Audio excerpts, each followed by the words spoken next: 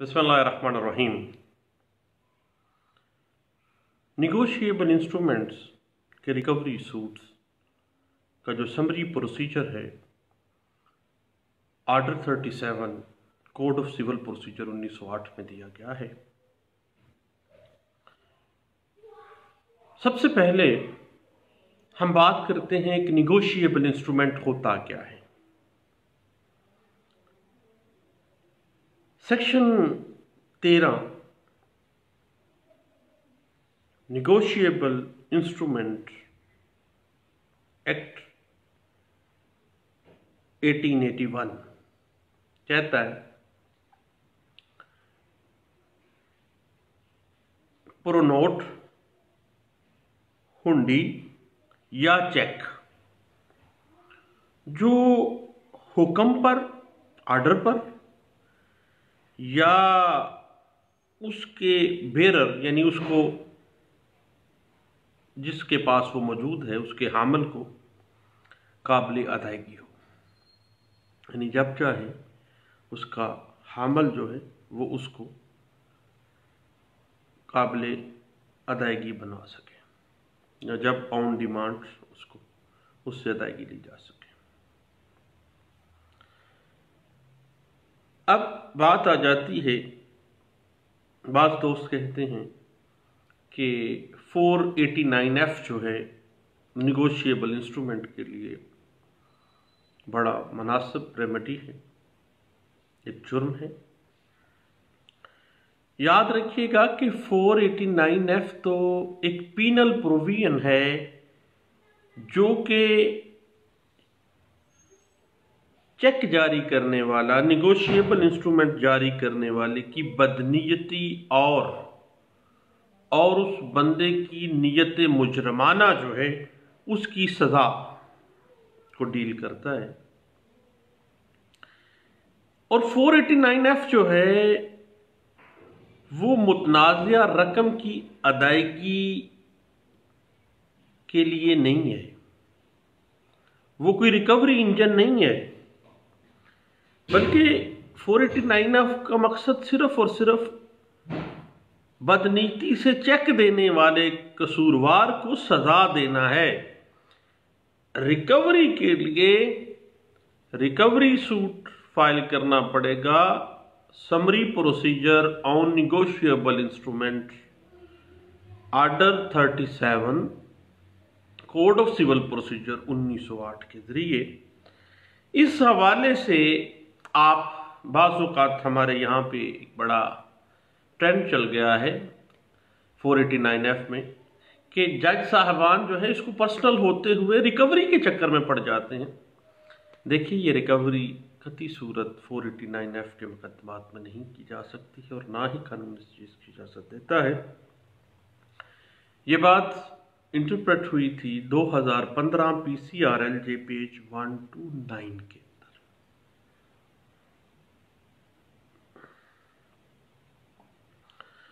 और जब cheque cash होने के लिए पेश ही ना किया जाए देन ऑर्डर 37 के जरिए उस डायरेक्टली रिकवरी में नहीं आया जा सकता, बल्कि चेक पेश किया जाएगा और अगर वो डिसऑनर हो जाता है देन ऑर्डर 37 के तहत summary procedure on negotiable instrument suit file करके आप रिकवरी ले सकते हैं।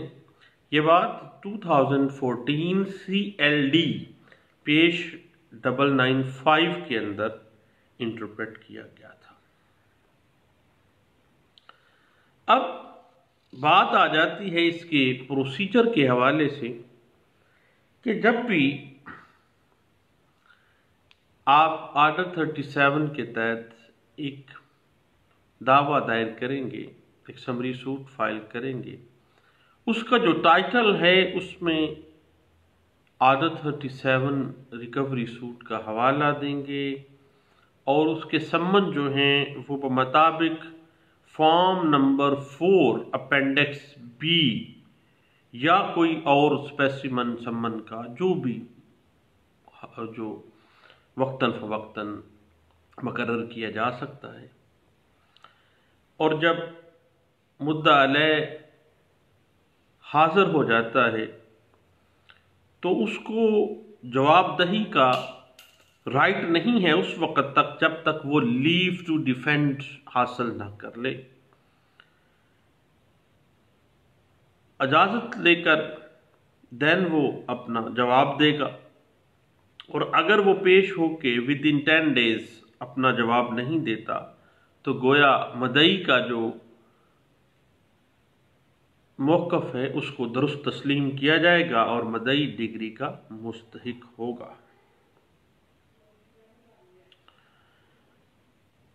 उसके बाद याद रखिएगा कि सम्मन जो हैं वो प्रेस्क्राइब्ड फॉर्म 4B जो हैं उसी के ऊपर ही मुद्दा अलैह को भेजे जाना ज़रूरी है, ताकि वो मुकदमे की नौइयत, हाज़िर होने की मियाद और अपने तहफ़्फ़ुज़ के लिए दावा का जवाब की दायरी जो है उसके हवाले से बेहतर अंदाज से आगाह हो सके। क्योंकि कानून कहता है no one should be condemned unheard, उसको पता तो चले कि मेरे खिलाफ आर्डर 37 के तहत रिकवरी सूट फाइल किया गया है और मैंने विद इन स्पेसिफिक टाइम पेश होके स्पेसिफिक टाइम में लीव टू डिफेंड देना है, अदरवाइज मेरे खिलाफ यकतरफा फैसला आ जाएगा। इस हवाले से एक लैंडमार्क जजमेंट है 2013 CLC पेज है 1042A के अंदर इस बात को वाज़े किया गया था। उसके बाद विद इन 10 डेज जो है वो पेश होने के लीव टू डिफेंड जो है वो फाइल करनी पड़ेगी।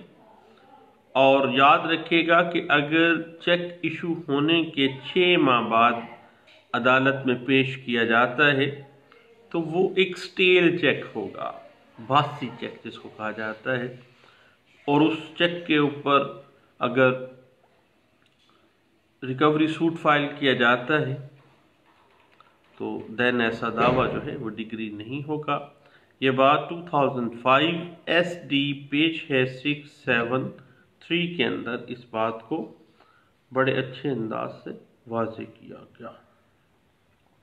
जहाँ तक स्पेसिफिक टाइम का ताल्लुक है तो अदालत को ये इख्तियार है कि वो किसी भी अमल को सरअंजाम देने के लिए सरकमस्टांसिस के मुताबिक वक्त में इजाफा कर सकती है। ये बात इंटरप्रेट हुई है 2015 CLC पेज 510 के अंदर। उसके बाद अदालत के पास ये सवाबदीदी इख्तियार है कि वो हर मुकदमे के लिहाज से इंसाफ के तकाज़ों और हालातों वाक़यात को देखते हुए वक्त में इजाफा कर सकती है। लीव टू डिफेंड का जो वक्त है उसमें इजाफा किया जा सकता है। ये बात इंटरप्रेट हुई है, लैंडमार्क जजमेंट है, पढ़ने के काबिल है, 2005 CLC पेज 468 के अंदर। उसके बाद जब एक मुद्दा अलैह अदालत में पेश होता है तो अदालत उससे सिक्योरिटी का रकम का मुतालबा भी कर सकती है, और हाज़िरी से इस्तिस्ना को शर्त बनाना लाजमी नहीं है। किसी रकम या सिक्योरिटी जब अदालत में जमा हो जाती है उस मुद्दा अलैह की तरफ से, देन दावे का जवाब देना और उसका दिफा करना जो है वो उसका राइट बन जाता है।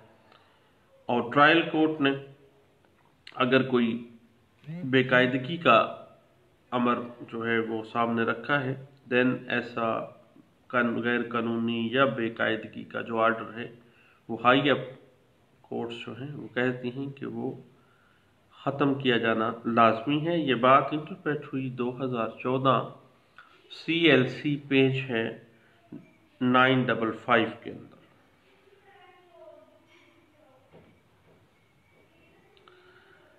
उसके बाद याद रखिए कि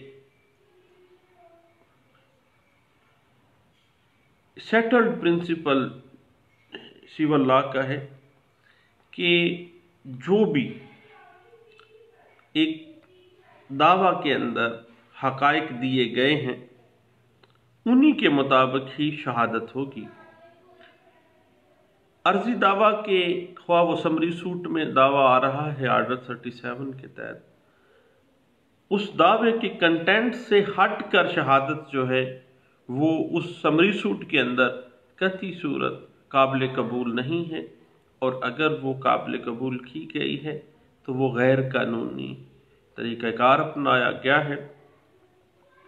और इस बात को इंटरप्रेट किया गया PLJ 2016 Lahore high court page 31 के अंदर।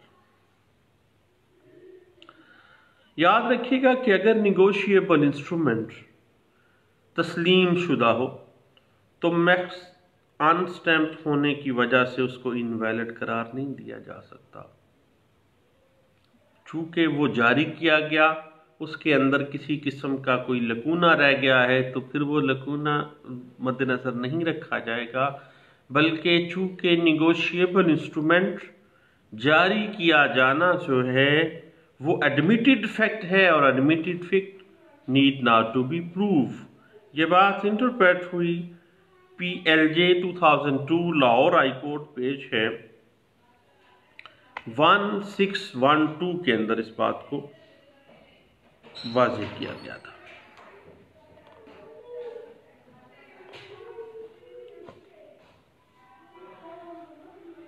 और याद रखिएगा कि अगर अदालत मुद्दा अलह को बार बार मौका दे रही है कि वो श्योरिटी की रकम जमा करवाए, मुकर्रर मुद्दत भी रखी गई, मुकर्रर मुद्दत में वो श्योरिटी ज़मानत नहीं उसने जमा करवाई, देन समझा जाएगा कि मुद्दा अलह जो है वो वाकई मैलफाइड इंटेंशन रखता है, और अदालत के लिए दावा डिग्री करने के अलावा, डिग्री होगा मदई के हक में, उसके अलावा कोई हल ही नहीं, बाकी कोई रास्ता ही नहीं रह जाता।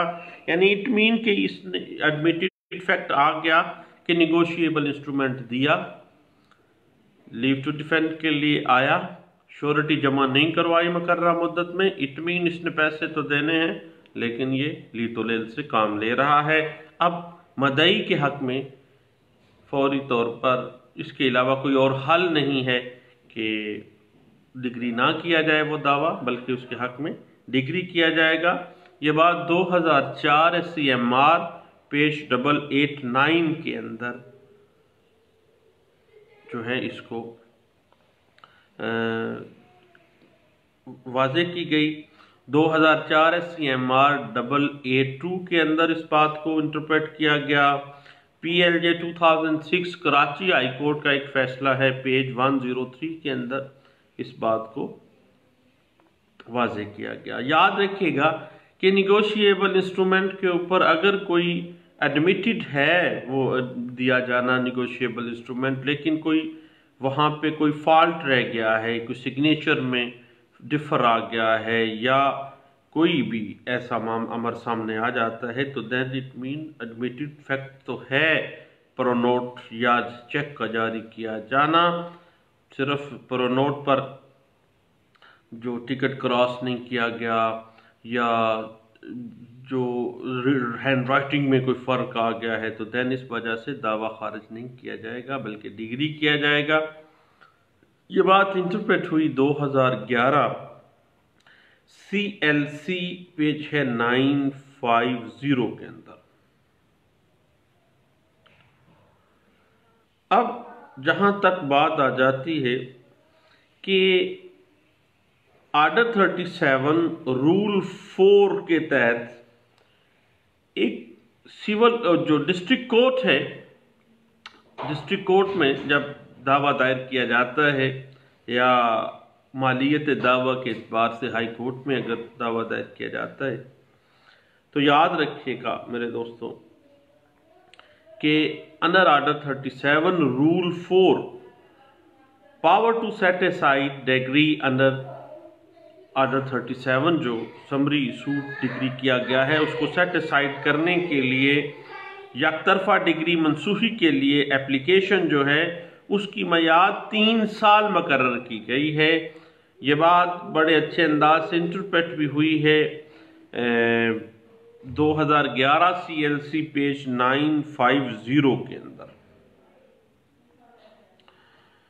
उसके बाद याद रखिएगा कि अगर एडमिटेड फैक्ट है प्रोनोट चेक या हुंडी का दिया जाना, किसी किस्म के सिग्नेचर का कोई प्रॉब्लम आ गया या कोई और लकूना या कोई वैसा फॉल्ट सामने आ जाता है, तो चूंकि ट्रांजैक्शन डिलीवरी ऑफ पोजेशन जो है, delivery of possession negotiable instrument जो है वो एडमिटेड है, देन याद रखिएगा कि कोई लकूना भी मद्देनज़र नहीं रखा जाएगा, बल्कि हायर कोर्ट्स कहती हैं कि दावा जो है वो डिग्री किया जाना चाहिए। ये बात इंटरप्रेट हुई 2011 CLC पेज 334 के अंदर, 2011 CLC पेज है 1448 के अंदर, और एक केस आ गया सुप्रीम कोर्ट ऑफ पाकिस्तान के अंदर के प्रोनोट के ऊपर अगर इनसफिशिएंट स्टैम्प्स हैं देन क्या होगा, क्या वो प्रोनोट वैलिड है या नहीं है। तो चूंकि उस प्रोनोट का जारी किया जाना एडमिटेड फैक्ट है, देन इनसफिशिएंट स्टैम्प से प्रोनोट इनवैलिड नहीं हो जाता, या चेक के ऊपर सिग्नेचर हल्के से वेरी कर रहे हैं लेकिन फैक्ट है कि वाकया ही वो दिया गया था निगोशिएबल इंस्ट्रूमेंट, देन वो डिग्री किया जाएगा। सुप्रीम कोर्ट ऑफ पाकिस्तान ने इस बात को वाज़ेह किया और बाकायदा तौर पर इसके ऊपर 2011 supreme court of Pakistan 1448B के अंदर इस बात को इंटरप्रेट भी किया गया था। तो दोस्तों, आर्डर 37 रिकवरी समरी सूट्स जो हैं निगोशिएबल इंस्ट्रूमेंट्स के, इस पे हम बात करते रहेंगे इंशाल्लाह। 2-3 सीक्वेंट्स में इस पे बात होगी। बहुत शुक्रिया, थैंक यू, अल्लाह हाफिज़।